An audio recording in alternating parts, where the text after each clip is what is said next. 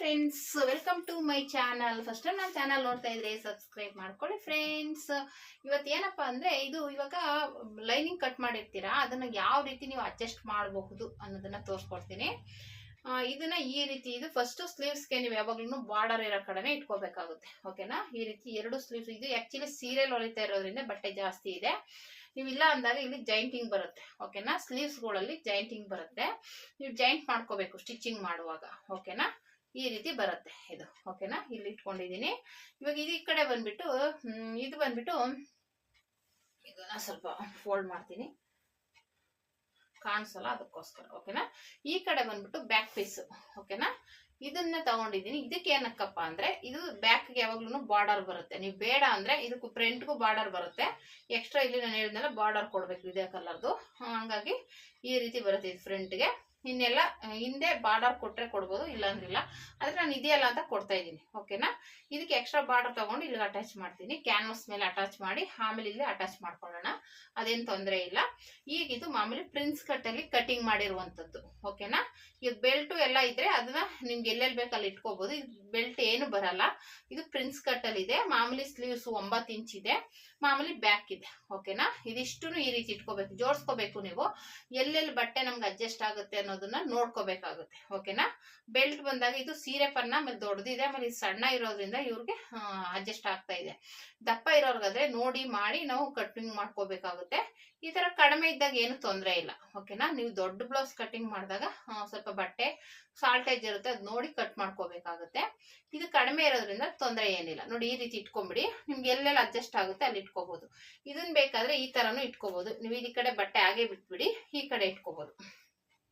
ಈ ತರನು ನೀವು ಇಟ್ಕೋಬಹುದು, ಯಾಕೆ ಬಟ್ಟೆ ಇರೋದ್ರಿಂದ. ಓಕೆನಾ? ಇಲ್ಲಿ ಬಟ್ಟೆ ಇದೆ ಅದಕ್ಕೋಸ್ಕರ ಈ ತರ ಇಟ್ಕೋಬಹುದು. ಸ್ಲೀವ್ಸ್ ಮಾತ್ರ ಈ ಕಡೆನೆ ಬರ್ಬೇಕು, ಈ ಬ್ಯಾಕ್ ಇಲ್ಲೇ ಬರ್ಬೇಕು, ಮಧ್ಯದ ಮಾತ್ರ ಚೇಂಜ್ ಆಗುತ್ತೆ. ಓಕೆನಾ? ಬಟ್ಟೆ ಇದ್ರೆ ಈ ತರ ಇಟ್ಕೊಳ್ಳಿ, ಇಲ್ಲಾಂದ್ರೆ ಇಲ್ಲಿ ಕಂಕ್ಳ ಹತ್ರ ಬಟ್ಟೆ ಸಿಗುತ್ತಲ್ಲ, ಇಲ್ಲಿ ಸೇರ್ಸ್ಕೋಬೇಕು ಈ ತರ. ಓಕೆನಾ? ಈ ರೀತಿ ಇಟ್ಕೋಬೇಕಾಗುತ್ತೆ ಬಟ್ಟೆ ಕಡಿಮೆ ಇದ್ದಾಗ.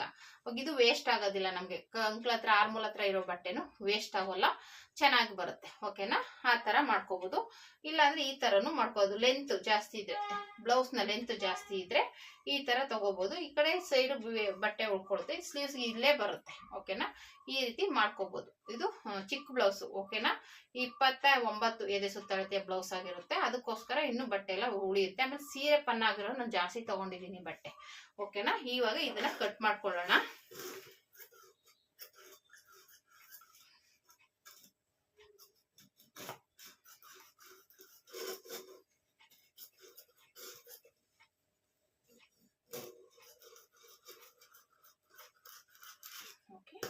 ಈ ರೀತಿ ಆಯ್ತು. ಈಗ ಮಾಮೂಲಿ ಈ ಕಡೆಯಿಂದ ಇದನ್ನ ಕಟ್ ಮಾಡ್ಕೋಬೇಕು. ಇಷ್ಟೇನೆ, ಈಸಿಯಾಗಿ ಕಟಿಂಗ್ ಮಾಡ್ಕೋಬಹುದು, ತುಂಬಾನೇ ಈಸಿಯಾಗಿರುತ್ತೆ ಇದು. ಈ ರೀತಿ